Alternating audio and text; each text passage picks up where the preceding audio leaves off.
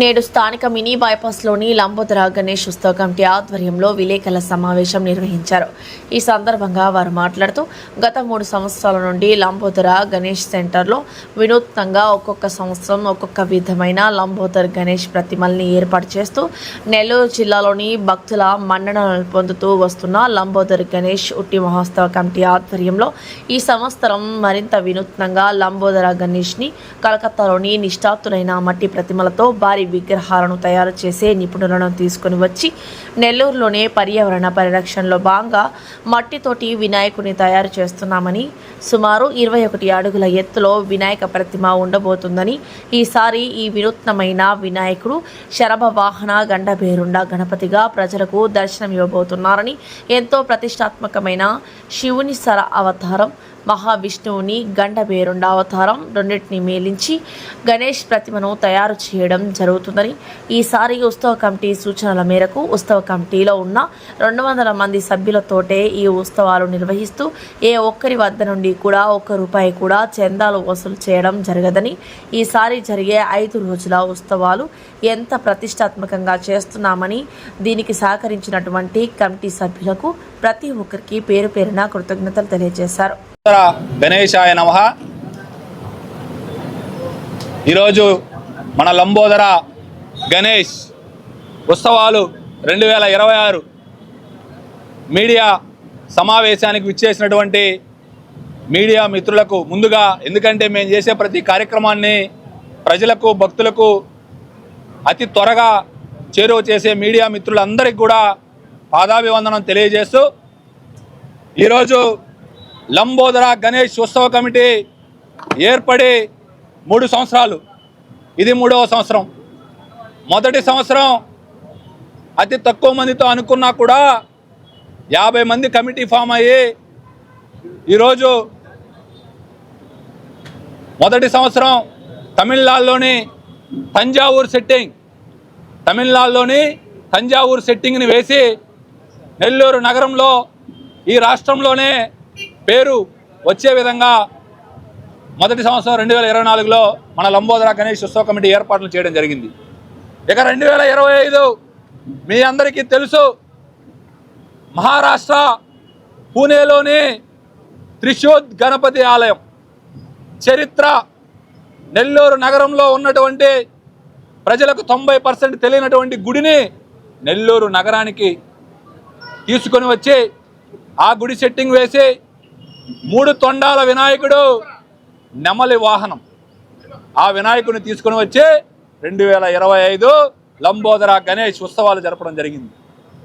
ఇక 3వ సంవత్సరం 2026 ఈసారి మన లంబోదర గణేష్ కమిటీ అందరూ కూడా ఈసారి వినూత్నంగా ఉండాలి, గత 2 సంవత్సరాల కన్నా ఈసారి భిన్నంగా ఉండాలని మా కమిటీ సభ్యులందరూ కూడా తీర్మానించి ఈసారి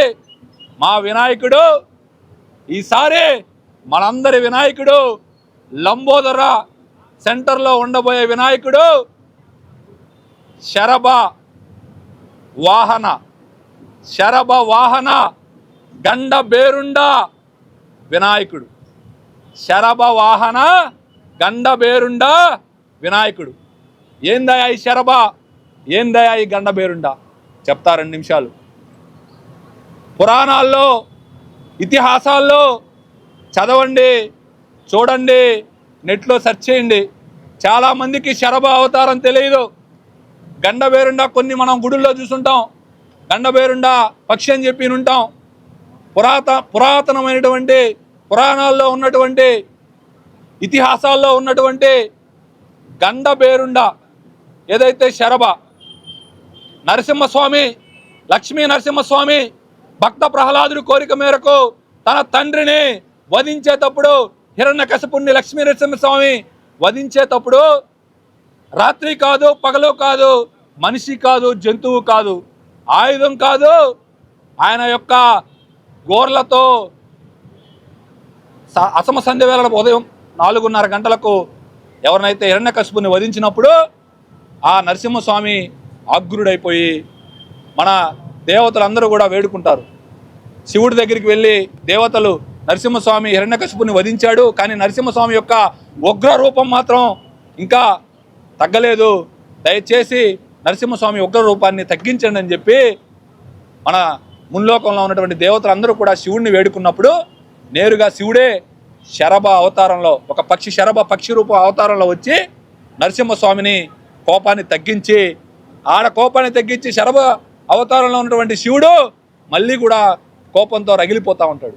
మళ్ళీ దేవతలందరూ వెళ్ళి అయ్యా ఇలా శరభావతారంలో శివుడు సాక్షాత్తు శివుడే వచ్చి శరభావతారంలో నరసింహస్వామి యొక్క తగ్గించాడు. కానీ శరభావతారం కూడా మళ్ళీ ఆగ్రూషం అయిపోయి మమ్మల్ని అంతా కూడా ఇబ్బంది పెడుతున్నప్పుడు మహావిష్ణువు మళ్ళీ అవతారం ఎత్తుతాడు. అదే గండబేరుండ అవతారం. ఇదిగోండి శరభ అవతారం ఎలా ఉంటాడు. శరభ అవతారం ఇది శరభ అవతారం. ఇది గండబేరుండ అవతారం. శరభ గండబేరుండ వీళ్ళ ఇద్దరు అంటే సాక్షాత్తు శివుడు మహావిష్ణువు అన్నదమ్ముళ్ళు అంటాం మనం.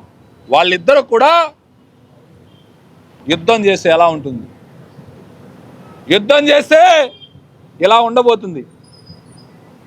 ఒక భీకరమైనటువంటి 18 రోజుల పాటు వాళ్ళిద్దరూ ఆ శరభ అవతారం గండబేరుండ పక్షి రెండు కూడా భీకరమైనటువంటి యుద్ధం జరుగుతున్నప్పుడు మళ్ళీ దేవతలందరూ కూడా వెళ్ళి శక్తి స్వరూపి అయినటువంటి అమ్మవారిని కొలుస్తారు. శివుడు మహావిష్ణువు ఇద్దరు కూడా బాగా కొట్టుకుంటా ఉన్నారు. వాళ్ళ యుద్ధం జరుగుతుంది. వాళ్ళిద్దరిలో ఎవరు ఓడిపినా కూడా లోక వినాశనం తప్పదు అన్నప్పుడు ఆ మహంకాళి రూపంలో 10 తలలతో 10 ఆయుధాలతో వచ్చి వాళ్ళిద్దరిని శాంతింపజేస్తుంది.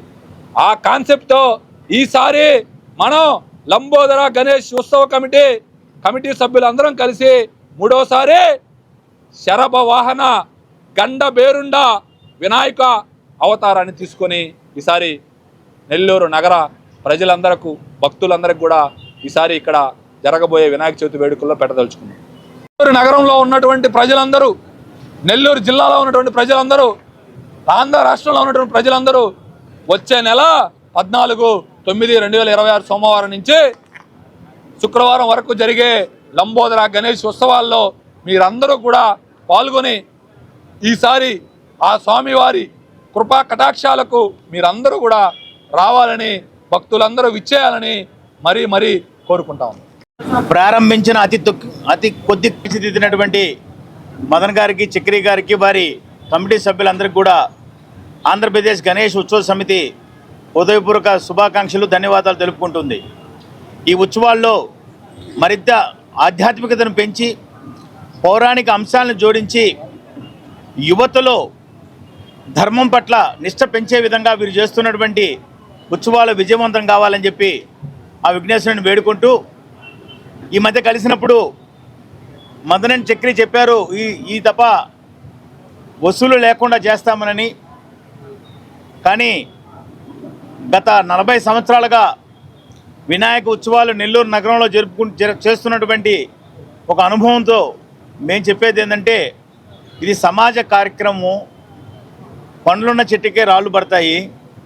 కాబట్టి ఎవరో రాళ్ళు వేశారని మన సమాజాన్ని కలుపుకోకుండా పోయే ప్రయత్నం చేయొద్దని నేను మీ ద్వారా వీళ్ళని కోరుకుంటున్నాను. రకరకాల మాటలు అంటూ ఉంటారు, కానీ సమాజం అంతా కలిసి చేసినప్పుడు మాత్రమే సమాజ చైతన్యం వస్తుంది. మనం వినాయక చవితి చేసేదే సమాజ చైతన్యాన్ని కూడా దృష్టిలో ఉంచుకొని, కాబట్టి ఇంత కఠినమైన నిర్ణయాన్ని రాబోయే సంవత్సరమైనా మార్చుకొని ఇక్కడ ఉండే వాళ్ళ అందరినీ కలుపుకొని వాళ్ళ ఆర్థిక సహాయం కూడా తీసుకొని చేస్తే బాగుంటుంది. ఉదాహరణకు 1986 నుంచి చిన్న బజార్ రాణా ప్రతాప్ సెంటర్లో మేము గణేష్ ఉత్సవాలు జరుపుతున్నాం. దానిలో ఖర్చు అయ్యేది 10 రూపాయలు అయితే మాకు వసూలు రూపంలో వచ్చేది రూపాయి కూడా రాదు. మిగతా అంతా మేమే వేసుకుంటాం. అయినప్పటికీ కూడా గడప గడప తిరిగి వారి దగ్గర వారు మనస్ఫూర్తిగా ఇచ్చింది స్వీకరిస్తూ ఉంటాము. అప్పుడే వారు ఆ సెంటర్లో పెట్టిన విగ్రహం మాది అని ఒక భావన కలుగుతుంది. కాబట్టి సహృదయంతో ఈ కమిటీ సభ్యులు రాబోయే రోజుల్లో అయినా కానీ సమాజాన్ని కలుపుకొని, అంటే ఇప్పుడు కలుపుకోకుండా పోతున్నారనేది కాదు నా ఉద్దేశం, ఆర్థికంగా కూడా వాళ్ళ సహాయం తీసుకుంటే బాగుంటుందనేది ఈ సభాముఖంగా నేను తెలియజేస్తున్నాను. పత్రికా విలేకరుల సమావేశంలో వాళ్ళని కోరుకుంటున్నాను. వ్యక్తిగతంగా చెప్పాను, ఇట్లా కూడా చెప్తున్నాను. ఈ యొక్క చైతన్యంతో రాబోయే రోజుల్లో జంజీలు ధర్మం పట్ల నిష్ఠతో ఆధ్యాత్మిక చింతనతో తమ లక్ష్యాన్ని సాధించే విధంగా ఈ వినాయక చవితి ఉత్సవాలు ఉపయోగపడాలి.